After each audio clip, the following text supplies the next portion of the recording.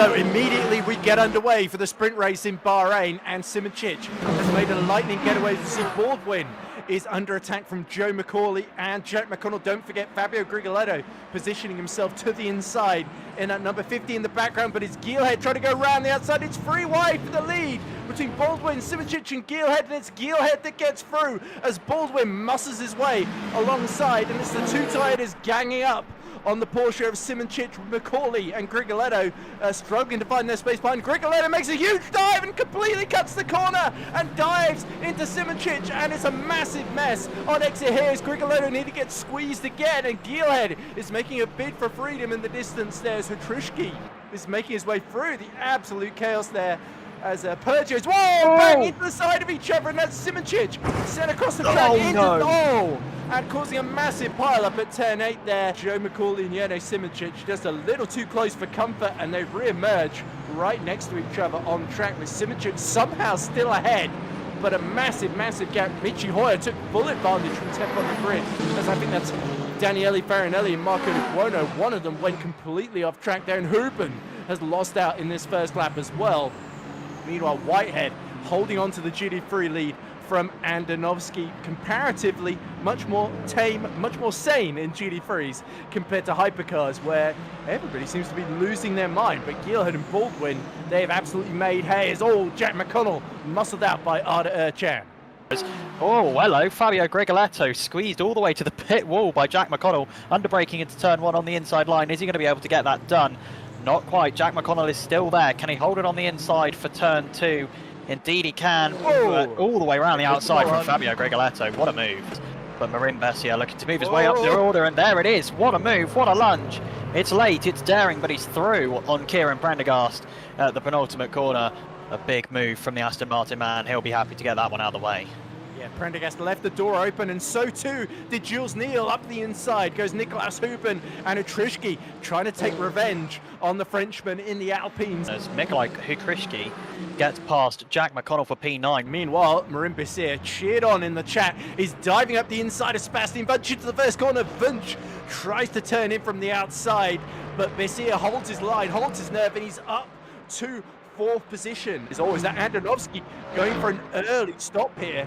That is fascinating. Baldwin getting very close. Geelhead outbreaks himself a little bit under pressure, and Baldwin has got a great opportunity now as they go towards turn 4. Geelhead has left the door a little bit open on the inside, attempts to squeeze Baldwin just a little bit, but Baldwin is going to try and go up the inside, but there's a Mustang in the way, and Geelhead goes back along the outside then. Fantastic racing between the two, but it's Baldwin that takes the lead at Bahrain. SimGrid has also made it through on Hoyer while we were watching that as well. And now Joe McCauley fancies to go at Michi Hoyer as well, as Callum Cripps is in the way at exactly the wrong moment for Michi Hoyer. What a difference the season makes. Last time we were here in Bahrain, Hoyer was having a fantastic race ahead of everybody. And now, as he clatters into the side of Joe McCauley, who half spins there. That was a little bit desperate from Michi Hoyer, you have to say. I think McCauley had that one almost done there. But yeah, Michi Hoyer tried to go up the inside, and it ended disastrously for him. Yeah, and I think we see Michi Hoyer there immediately redressing that position to Joe McCauley. Keeping Baldwin very honest. Win 4/10 as well. The 93 of McCauley has a massive moment trying to avoid the back of Seb Wunsch there, and that allows Hoyer to get through, and now Erchan fancies to go at Joe McCauley as well. It's getting very messy here in the battle for 4th position here. McCauley is still on the inside. Can Erchan barges into the side from the outside. Andonovski's come out 12th in the GT3 class, and about 15 seconds down on Michel Rodriguez in 11th. Whoa, big moment there. Was that Erchan just completely losing it there? And now Grigoletto's going to have a brilliant run at him if he can just keep Nicolas Huben behind, and Huben trying to go for 2 moves in 1. This could end in tears if they're not careful into the last corner. This time Huben locks up, but he's got the move on Grigoletto. There's somebody else is coming into the pits. It looks like Grigoletto first to pull the trigger then. I wonder if Fabio Grigoletto thought to himself, these guys are all about to battle each other and lose a whole bunch of time doing it. If I come into the pits and come out in clear air, I'm going to be... As there it is!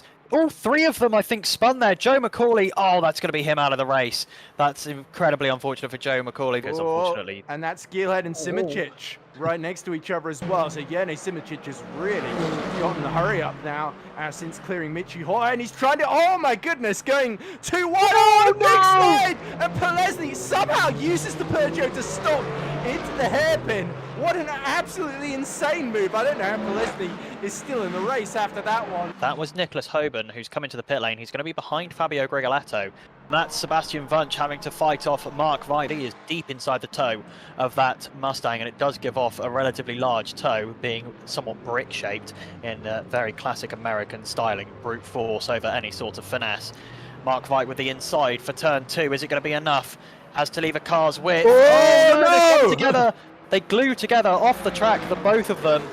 And Mark Veit, I think, is he going to take that position? They're still fighting side by side. It's the inside line now for Sebastian Wunsch. Mark Veit again around the outside. There's a little bit more contact between the two. Proper side by side rubbing his racing going on here, almost NASCAR style. And he's still going. He's squeezing again into 5 and 6. You can tell Wunsch really does not want to give this one up, and Regan Mitchell is going to take advantage and go around the outside of Sebastian Wunsch, adding insult to injury and rubbing salt in the wound. Oh, but a poor exit for Mark Veit through turn 8, holds up Regan Mitchell, allows Sebastian Wunsch back through there. Was that deliberate there from Mark Veit, as if to say, okay, fair enough, you can go back through, because, oh no, he's immediately diving up the inside. It was not deliberate. Round goes Seb Wunsch. He gets a tap for good measure there from Mark Veit. And we actually now see Arda Erchan coming in, fed up of being stuck behind Michi Hoyer. Michi Hoyer, it feels like he got rolling very, very early there, and indeed he has. He's going to be out well ahead of Arda Erchan. Although, obviously, and ahead of Grigoletto. Look, there's Grigoletto. Oh, yeah, indeed. How's he done that? Michi Hoyer with a very short pit stop. Possibly having to put in, I guess, less virtual energy, because he's only got 18 minutes of the race left compared to Arda Erchan. But out in front of Fabio Grigoletto as well, I'm sure Michi Hoyer will be very, very pleased about. Into the pits from the lead comes James Baldwin and Sven Gilhead. So Simicic inherits the lead, at least for another lap. Also in is Marion Bessier, the first of the top 3 to blink in LMGT3. As we see coming out of the pits now is Marco De Buono. He's come out behind Mikolaj Hatrishki, only just there. You saw the green Lamborghini flashing through. As in comes Jene Simicic from the lead. So James Baldwin will breeze through with 11 minutes to go. He is on song for his first victory in the VMS Platinum Split. Around the outside, here comes Sven Gilhead. Is he close enough? No. Jene Simicic, I think, has jumped him. As we see Jules Neal is in as well. That puts Hoyer back up to 4th. Luke Whitehead is in from the GT3 lead as well. Very, very good. Whitehead behind, I think. Is he behind Andonovski? Yes, he is. That is the gap. 2 seconds exactly. Or as Callum Cripps looks for a move on Mark Veit. What a great overtake from Callum Cripps. I expect these two are going to be coming into the pit lane probably this time or next. But Callum Cripps making any time in any positions that he can on track right now, as he looks to secure some vital points in that forward contact.